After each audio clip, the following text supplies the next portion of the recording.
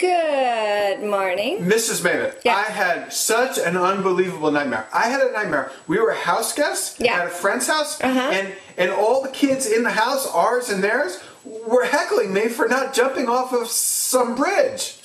That's not a nightmare. That really happened. I was afraid of that. Don't worry, I didn't jump off the bridge either. Yeah. Why weren't they heckling you, Mrs. Maven? Anyhow, look, let's talk Sprint, because the Wall Street Journal cited a number of sources close to the matter, so we're going to take a leap, not off of a bridge, but a leap of faith here, and assume the journal is 100% right, that Sprint will be peddling Apple's iPhone come October. Oh, wow. Yeah. Makes sense to me. Yeah, makes sense. It is overall good news for Sprint. However, the media should still sound two initial notes of caution. Most didn't even bother. Okay. Here's what you don't want, Mrs. Maven. You don't want an effort like All Things D, which ran a headline, Sprint could sell up to 6 million iPhones in 2012. The headline and the whole article concentrated on the overall sales numbers, right? The top line.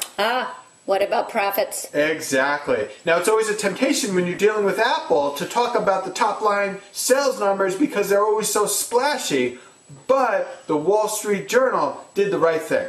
They pointed out in a very punny headline, iPhone Boost, a marathon, not sprint. What's that mean? Well, that means that Sprint, like AT&T and Verizon before it, will have to subsidize the iPhone. This means that profits are harder to come by initially. You got to wait till the contracts kick in. It's really important to mention, especially because Sprint has even worse margins to start than Verizon and AT&T.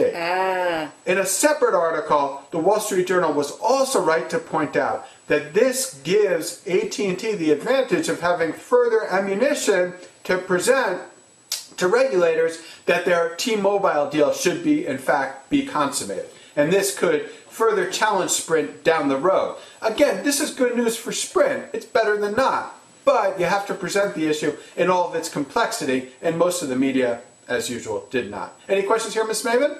Jumping off the bridge today? I'm going to do a backflip, a double backflip with a twist. Or maybe not. Anyhow, viewers, if you disagree with me, and you won't, but if you do, feel free to email me at mark.fec@street.com. And remember, when it comes to Sprint, they just don't get it.